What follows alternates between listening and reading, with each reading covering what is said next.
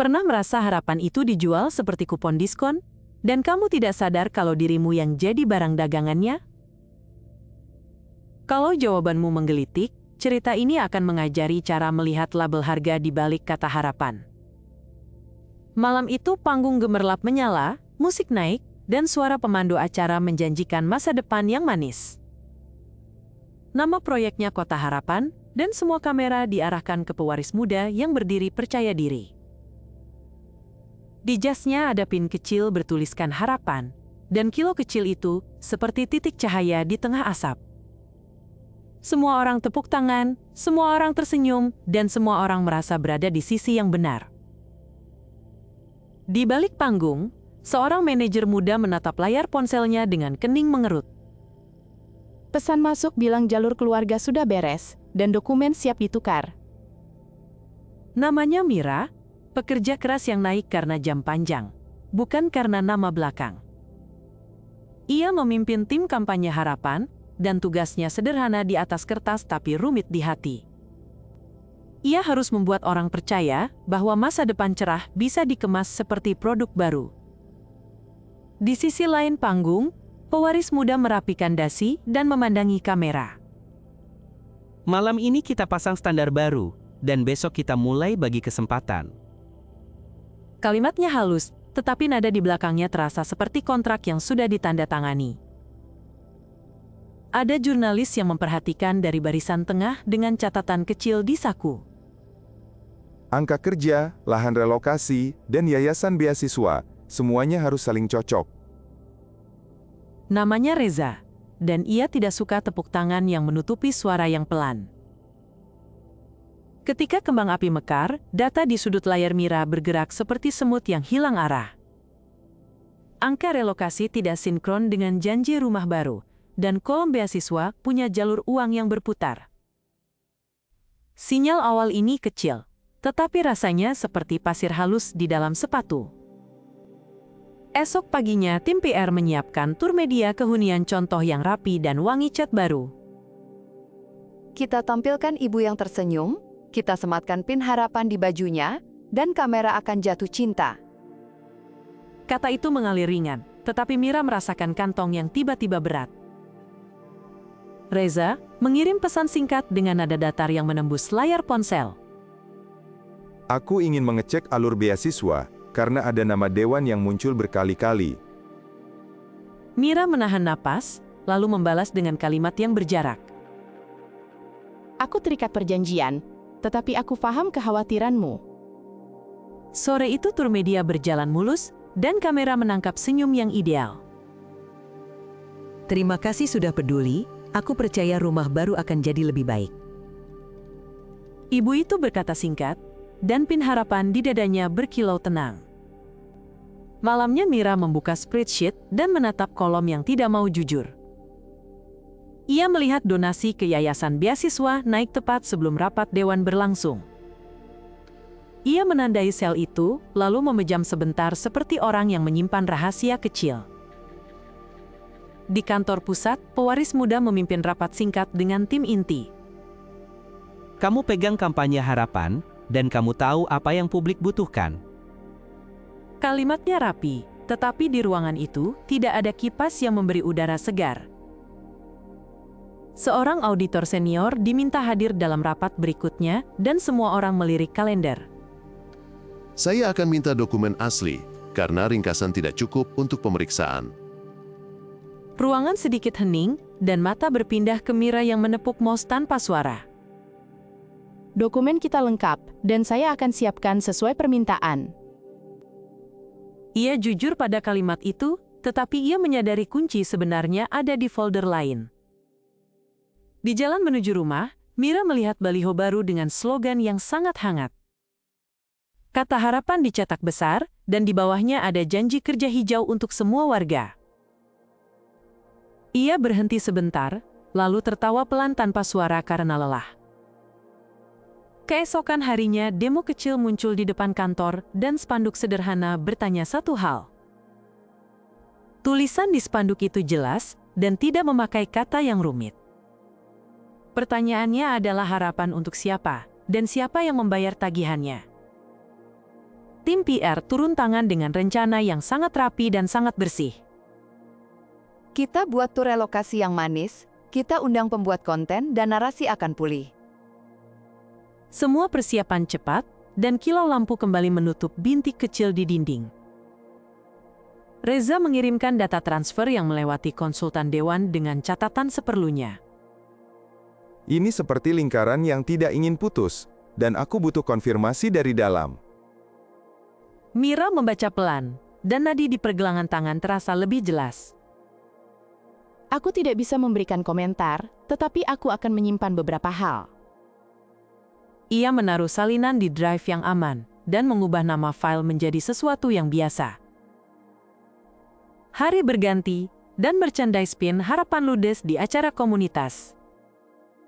Anak-anak memakainya dengan bangga, dan para orang tua memotret dengan ponsel baru.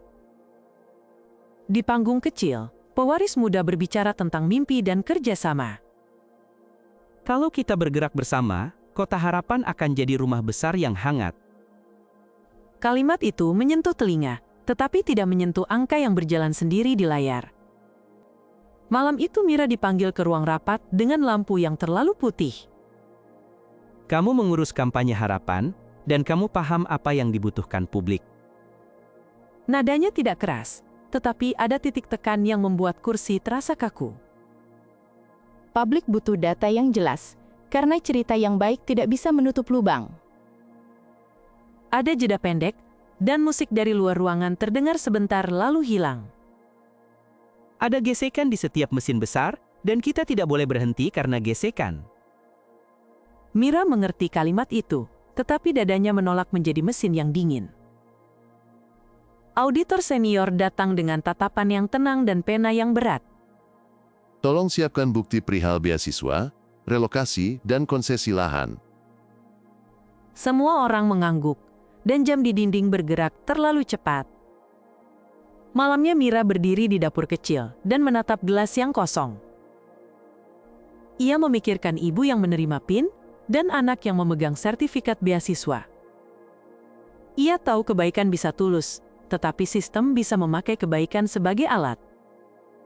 Pagi berikutnya Reza mengundangnya untuk bertemu di kafe kecil dekat kantor.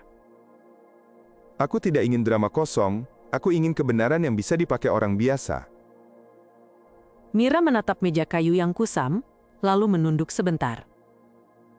Kalau aku bicara langsung, aku akan membakar diriku, dan aku tidak akan menolong siapa-siapa. Reza tidak mendorong, ia hanya memberi jalan yang lebih aman. Kita bisa rilis data bertahap dan menjaga nama warga, karena tujuan kita bukan menonton kebakaran. Kata-kata itu masuk pelan, dan terasa seperti udara segar yang tidak mahal. Di hari audit, map menumpuk dan kabel laptop bersilang seperti jalan layang. Saya mulai dari daftar donasi beasiswa dan waktu rapat dewan. Mira memberikan ringkasan yang rapi dan menyimpan diam beberapa lembar penting. Ia tidak berbohong, tetapi ia tidak melepaskan kunci yang bisa memelintir lehernya. Setelah rapat, seorang rekan kerja dipanggil oleh manajemen dengan nada yang halus. Ada kekeliruan prosedur, dan kita butuh seseorang yang bertanggung jawab.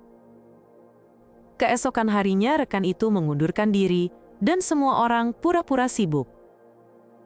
Mira pulang dengan langkah ringan yang dipaksa, lalu duduk di lantai ruang tamu. Ia merasakan rasa bersalah yang dingin, seperti angin yang masuk lewat celah kecil. Malam itu ia memutuskan untuk berhenti diam, tetapi ia tidak memilih tombol besar. Ia memilih anak tangga kecil yang aman, dan ia memilih ritme yang bisa bertahan lama. Ia menghubungi Reza dan menyepakati pola rilis yang menyatu dengan akal sehat. Kita bangun seri pendek dengan data dan kisah manusia, karena orang butuh wajah untuk mengerti angka. Mereka memulai dari peta konsesi lahan yang sederhana dan mudah dibaca. Mereka menandai titik penggusuran dan titik janji, lalu membiarkan garis berbicara. Video pertama naik, dan komentar datang seperti arus pasang. Ada yang marah, ada yang ragu, dan ada yang bilang ini cuma iri hati. Tim PR merespons dengan nada hangat dan bahasa yang sangat manis. Narasi yang beredar kurang konteks, dan tujuan kami tetap pelayanan terbaik. Seri kedua menyorot beasiswa dengan grafik yang tidak menakutkan. Mereka menunjukkan tanggal donasi, tanggal rapat, dan arah transfer yang berulang. Mereka tidak menyebut nama yang tidak perlu, tetapi pola bicara sendiri. Reza menambahkan suara narasi yang tidak berteriak dan tidak berbisik. Kalau garisnya selalu kembali ke tempat yang sama, mungkin ada magnet di sana. Publik terbelah, tetapi percakapan mulai sehat, dan itu yang sebenarnya penting. Di kantor pusat, pewaris muda menatap layar tren dan menyamakan napas. Kita pertahankan program berbagi, karena harapan tidak boleh kosong di mata orang. Kalimat itu terasa bagus, tetapi Mira ingat angka yang dibungkus pita. Seri ketiga memuat potongan percakapan internal yang diperiksa dengan hati-hati. Potongan itu menunjukkan cara memanggil warga sebagai angka statistik. Mereka tidak menjelekkan orang, mereka mengkritik kebiasaan yang tidak melihat manusia. Respon publik berubah dari tepuk tangan ke tanya, lalu ke tuntutan untuk audit terbuka. Dewan akhirnya mengumumkan penundaan konsesi sampai pemeriksaan selesai. Tim PR mengajukan rencana rebranding yang lebih lembut dan lebih hijau. Kita ganti fokus ke komunitas kecil dan kisah inspirasi, lalu kita bangun ulang rasa percaya. Namun kepercayaan adalah barang yang rapuh ketika ujungnya pernah retak. Mira mendapat panggilan singkat untuk duduk bersama manajemen inti. Kamu tahu nilai kerja keras, dan kamu tahu proyek ini bisa membawa banyak hal baik. Ia menatap pin harapan di meja rapat dan kilau kecilnya terasa seperti mata. Hal baik harus jujur dari awal, kalau tidak, orang baik akan lelah dan pergi. Kalimat itu tenang, tetapi arahnya seperti arah jarum yang menolak berbelok. Setelah pertemuan, Mira berjalan keluar gedung tanpa menoleh. Ia memutuskan mundur dari proyek dan tetap menjaga caranya sendiri. Ia tidak ingin menjadi pahlawan panggung, ia ingin menjadi alat yang berguna di balik layar. Ia membangun sebuah kanal pelaporan anonim yang sederhana dan aman. Ia menyederhanakan petunjuk agar warga tidak takut dan tidak bingung. Ia menulis satu kalimat yang sangat jelas di halaman depan. Kalimat itu berbunyi bahwa harapan butuh jalan yang terang, bukan lorong yang licin. Reza merilis epilog singkat dengan nada yang tidak menggurui. Kita tidak menolak mimpi, kita hanya tidak mau membayar mimpi dengan masa depan orang kecil.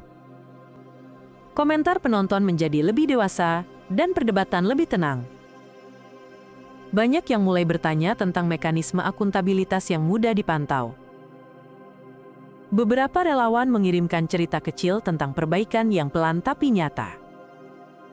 Di satu pasar, ibu yang dulu tersenyum muncul lagi tanpa kamera besar. Anakku bisa sekolah, dan aku ingin tahu kemana uang beasiswa berjalan. Pertanyaan itu sederhana, dan di sanalah kekuatan yang sebenarnya. Pewaris muda mengurangi tampil di panggung dan lebih banyak duduk bersama tim teknis. Kalau jalur uang jelas, bantuan akan bertahan lebih lama, dan citra akan pelan-pelan menyusul. Kalimat itu lebih baik, dan mungkin mesin akhirnya belajar untuk dingin pada ego. Kota harapan tidak tumbang, tetapi kilau yang palsu berkurang, dan cahaya yang jujur lebih terlihat.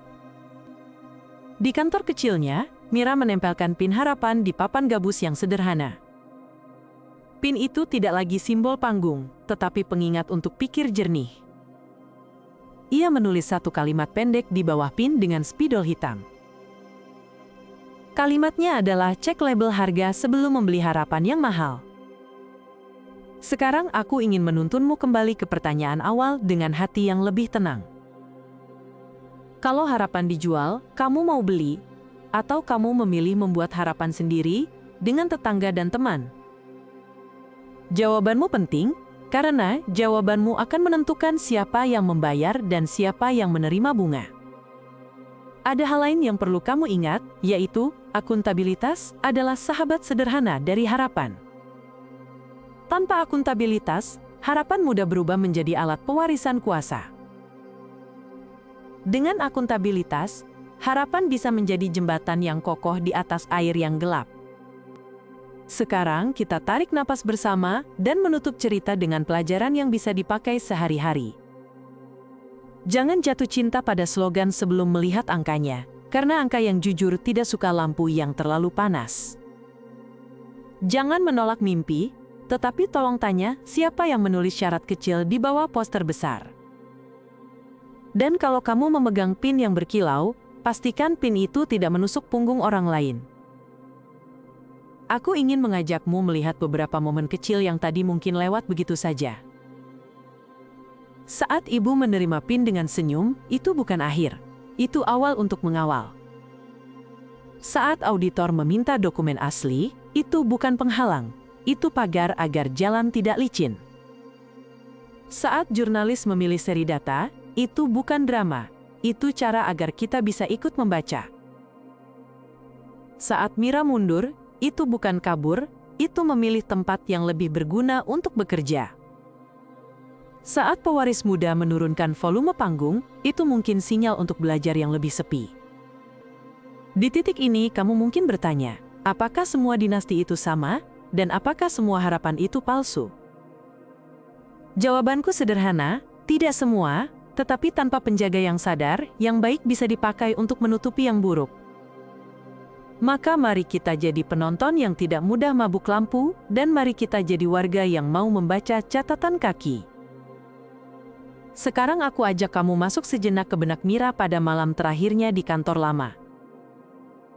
Ia duduk menatap layar, lalu menatap pin, lalu menatap namanya sendiri di email. Ia sadar, ia tidak harus membakar panggung untuk membuat cahaya yang baru. Ia cukup menyalakan lampu kecil di lorong yang sering dilalui orang biasa. Lampu kecil itu adalah kanal pelaporan yang ia bangun dengan sabar dan pelan. Dari situ keluarlah cerita kecil, bukti kecil, dan perubahan kecil yang menolak padam. Perubahan kecil itu menyebar seperti cahaya yang tidak berteriak, dan itu cukup untuk hari ini. Besok mungkin ada panggung baru, tetapi sekarang kita sudah punya kacamata untuk melihat lebih jelas. Kacamata itu adalah kebiasaan untuk bertanya dan kebiasaan untuk memeriksa. Kita tidak butuh marah setiap hari, kita butuh jernih setiap kali. Sekarang aku akan tutup cerita ini dengan kalimat yang bisa kamu bawa pulang. Harapan dibuat untuk berjalan bersama, bukan untuk dikendarai satu keluarga saja. Harapan butuh pintu yang terbuka, bukan dinding yang memantulkan nama marga. Dan harapan tidak pernah cocok dipasang dengan paku yang tersembunyi. Kita sudah melewati gala yang terang, demo yang berisik, rapat yang hening, dan layar yang dingin. Kita sudah melihat senyum yang bagus, angka yang keras, dan kata yang licin. Kita juga sudah mendengar suara yang pelan dari orang yang tidak biasa memegang mikrofon. Semua itu cukup untuk satu malam, dan cukup untuk satu kesimpulan sederhana. Kalau kamu ingin kota harapan yang benar, maka kamu perlu jalan yang jelas, dan dompet yang tidak punya kantong rahasia. Kalau kamu ingin beasiswa yang benar, maka kamu perlu daftar yang bisa dibaca oleh orang yang tidak punya teman di dalam. Dan kalau kamu ingin pemimpin yang benar, maka kamu perlu panggung yang mau mematikan lampu ketika jarum jam sudah lewat. Sekarang izinkan aku menutup dengan pesan singkat yang langsung ke inti. Cek label harga di balik kata harapan, lalu pilih yang tidak melukai orang kecil. Simpan ingatan pada pin kecil itu, karena benda kecil bisa mengikat cerita besar. Pegang kuat kesabaran, karena perubahan yang sehat datang dari napas yang panjang. Aku kembali ke awal, dan menanyakan hal yang sama sekali lagi. Kalau harapan dijual seperti kupon, kamu tetap beli, atau kamu mulai menanam harapanmu sendiri di halaman rumahmu? Aku percaya kamu sudah tahu jawabannya, dan aku percaya kamu akan menjaga jawabannya dengan baik. Sebelum aku pamit, ada satu hal yang ingin kusampaikan dengan hangat. Terima kasih sudah mendengar cerita ini sampai selesai, karena waktumu sangat berharga. Kalau kamu suka cara kami bercerita, tekan tombol suka agar cerita seperti ini terus hidup. Kalau kamu ingin ikut perjalanan kami, tekan tombol berlangganan, dan jangan lupa hidupkan loncengnya. Tinggalkan komentar tentang bagian mana yang paling mengena, karena komentar darimu membantu kami melihat yang kamu lihat. Kamu juga bisa mendukung kami lewat QR Code di kanan bawah atau tautan di deskripsi, karena dukunganmu membuat kami berani menggali lebih dalam. Di deskripsi juga ada tautan ke karya lain dari seri yang berbeda, dan kamu mungkin menemukan sesuatu yang kamu butuhkan di sana. Sampai jumpa di cerita berikutnya, dan semoga malam ini kamu tidur dengan pikiran yang lebih jernih. Terima kasih banyak, dan sampai bertemu lagi di Emas dan Duri.